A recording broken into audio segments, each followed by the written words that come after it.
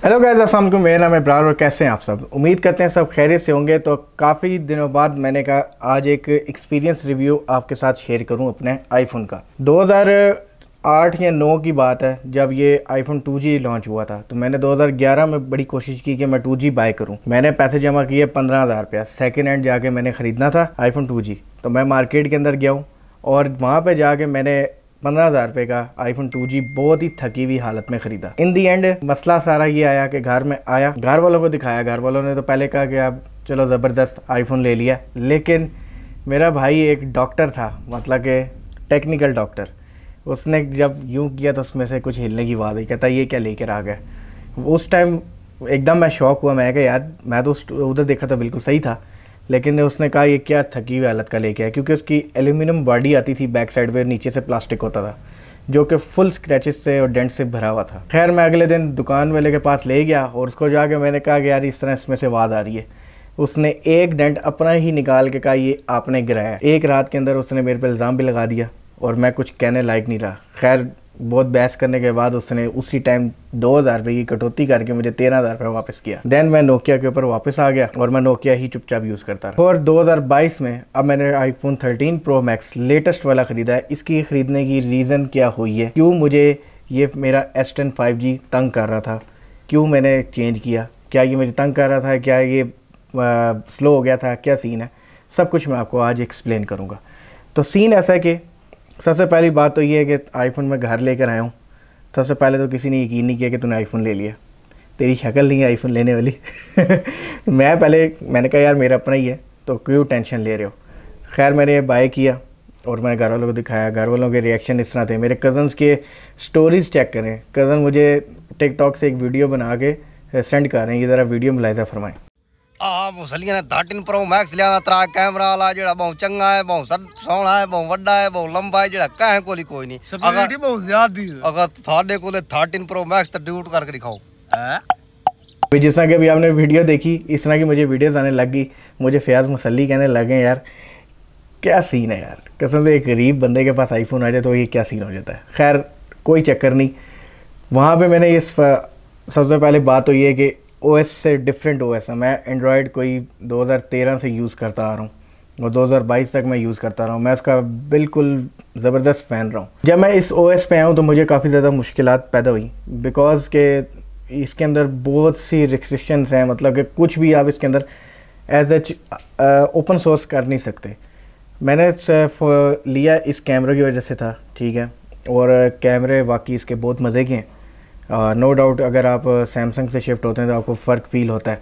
Samsung में भी बहुत अच्छे कैमरे हैं। मैं आपको कुछ चीज़ें एक्सप्लेन करूंगा जिसमें से एप्पल एज ले जाता है, और आई थिंक के S22 S21 में भी वो चीज़ें इम्प्रूव की गई हैं, लेकिन इसके हद तक नहीं की गई। खैर बकाया चीज़ों को हटा के मैं इसकी जो क्वालिटी है उसके बारे में बात करता हूँ। ये एक अपनी क्वालिटी में बहुत प्रीमियम है, बहुत भारी है।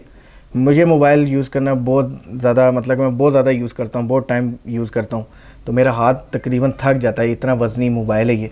स्टेनलेस स्टील बॉडी के साथ आता है, पीछे टेम्पर्ड ग्लास है, आगे गोरिल्ला ग्लास है, और जो कि सिरेमिक शील्ड के साथ है, जो एप्पल का अपनी सिरेमिक शील्ड के साथ दिया हुआ है।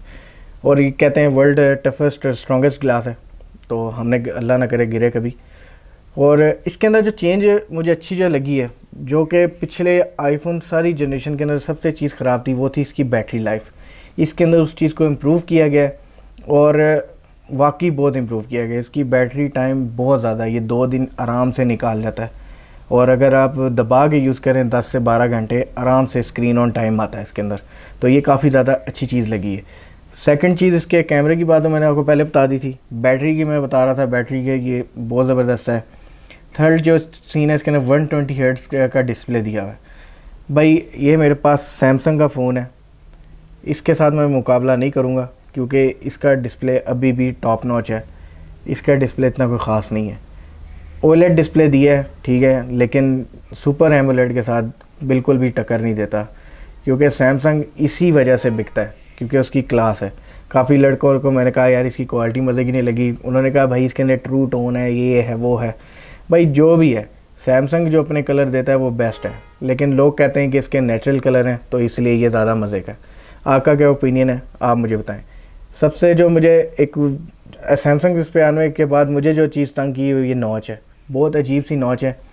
लेकिन इस नॉच का एक फ़ायदा है, इसके अंदर जो सिक्योरिटी सिस्टम दिया है फेस आईडी बहुत फास्ट है। मैं आपको गारंटी के साथ कह सकता हूँ कि इतना फास्ट सिक्योरिटी सिस्टम मैंने आज तक किसी फ़ोन के अंदर नहीं देखा।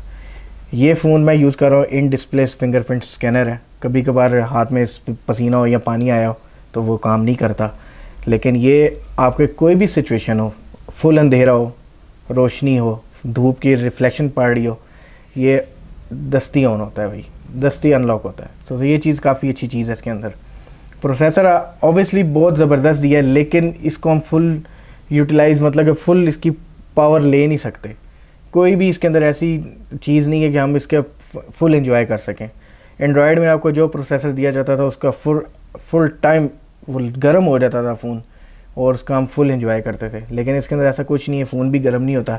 तो ये काफ़ी अच्छी चीज़ है, मतलब कि फुल ऑप्टिमाइज़ बनाया हुआ है कि इसको एक स्टेबल किया हुआ है कि किसी भी किस्म का आपको प्रॉब्लम फेस ना आए। तो ये काफ़ी ज़बरदस्त चीज़ है। पैसों के बाद जहाँ तक कर ली जाए, देखें जी, $1000 का ये भी फ़ोन था, $1000 का ये भी फ़ोन है। इसको मैं साइड पे रख देता हूँ क्योंकि S22 के साथ हम मैच करेंगे। S22 अगर आप इसके साथ मैच करें दोनों, बल्कि वो $1100 का है मेरे ख्याल से, और ये $1000 का फ़ोन है स्टार्टिंग प्राइस। तो ये क्यों महंगा पड़ता है? क्योंकि ये पाकिस्तान में ऑफिशियल लॉन्च नहीं हुआ, और इंटरनेशनल मार्केट में ये अभी भी उतने का ही है जितने का iPhone 11 Pro था, 12 Pro था, और ये 13 Pro। तीनों के रेट $1000 ही आए हैं, और इसका भी $1000 ही है। तो कोई फ़र्क नहीं आया रेट में। ये हमारे लिए महंगा है क्योंकि यहाँ पे आके टैक्स पड़ जाता है, और यहाँ पे डॉलर की प्राइस भी ज़्यादा है, और कोई वजह नहीं है। ये एक्सपेंसिव नहीं है, ये आपके सैमसंग से भी सस्ता बनता है। अगर ये पाकिस्तान में ऑफिशियल कंपनी आ जाए तो ये सैमसंग से भी आपको सस्ता फ़ोन मिले।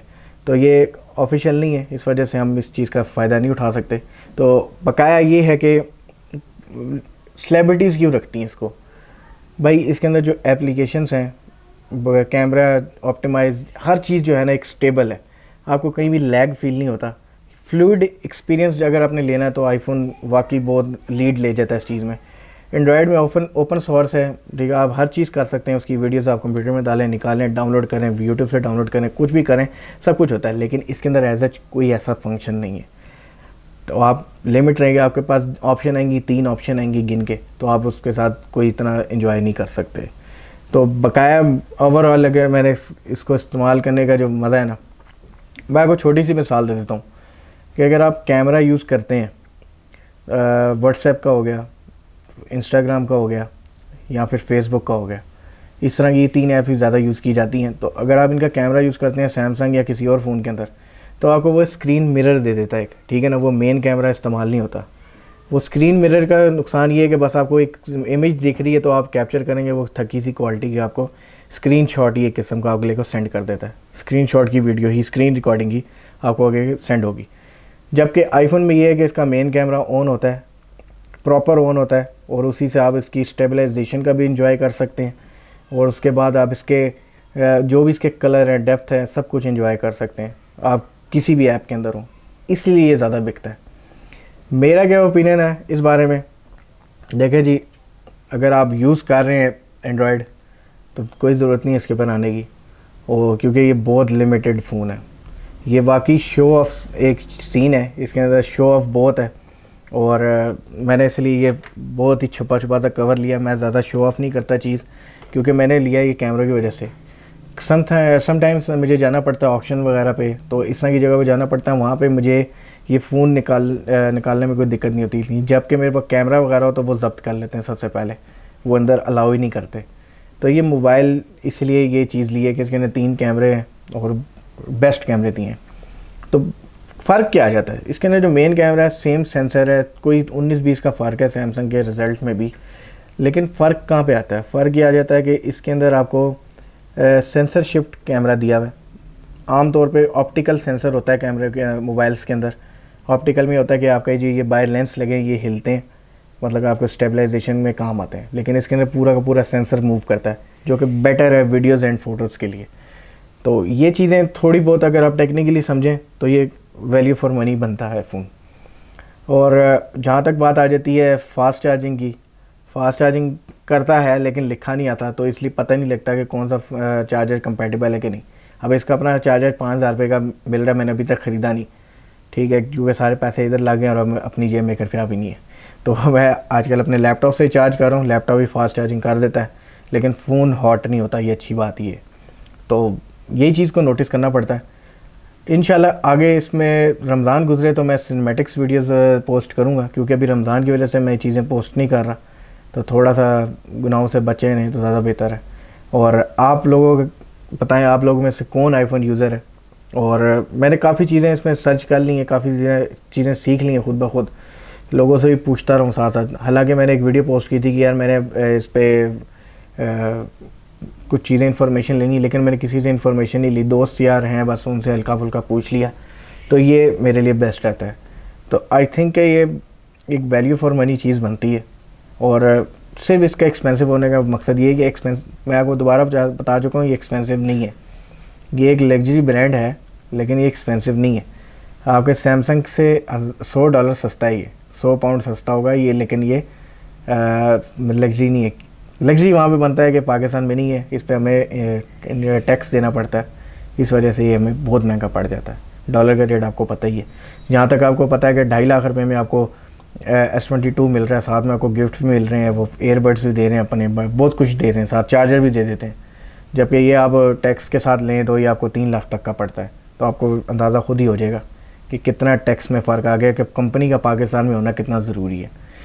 तो यही सीन है। उम्मीद करते हैं ये थोड़ी सी इन्फॉर्मेशन आपको पसंद आई होगी। मैंने इसके अंदर कोई बी रोल्स वगैरह नहीं डाले, बिकॉज़ के ये एक रिव्यू नहीं था, ये सिर्फ मैंने अपना एक्सपीरियंस बताया आपको, क्योंकि काफ़ी कमेंट भी आए थे मुझे इंस्टाग्राम पे, हाँ जी भाई आईफोन पे आ गए, आप बताओ कैसा। हम तो कहते थे कि आईफोन बेस्ट है, ये वो। भाई बेस्ट दोनों है, आप किसके साथ, आपको कौन सा OS सूट करता है, ये आपको आप पे डिपेंड करता है। मेरे पे दोनों, मैं दोनों फ़ोन रखे हुए हैं, और काफ़ी चीज़ें जो इस पे नहीं हो पाती मैं उस पर कर लेता हूँ, उस पर जो नहीं हो पाती इस पर कर लेता हूँ। तो यही सीन है। और फ़ोन काफ़ी मज़े का, इन्जॉय कर रहा हूँ मैं।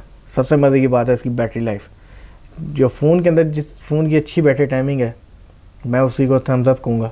और इसकी जो बैटरी टाइम है, इन्होंने ओप्पो वीवो को भी टक्कर दे दी है, सच्ची बात जो है। नहीं तो लग्जरी फ़ोन कोई भी ख़रीद लें वो 8 घंटे 9 घंटे, मतलब एक दिन पूरा टाइम बहुत मुश्किलों से देते हैं, लेकिन ये 2 दिन आराम से देता है। तो यही थी वीडियो, और उम्मीद करते हैं ये थोड़ी सी छोटी सी और इन्फॉर्मेशन आपको मज़े की लगी होगी। कोई भी क्वेश्चन हो कमेंट बॉक्स में ज़रूर बताइएगा।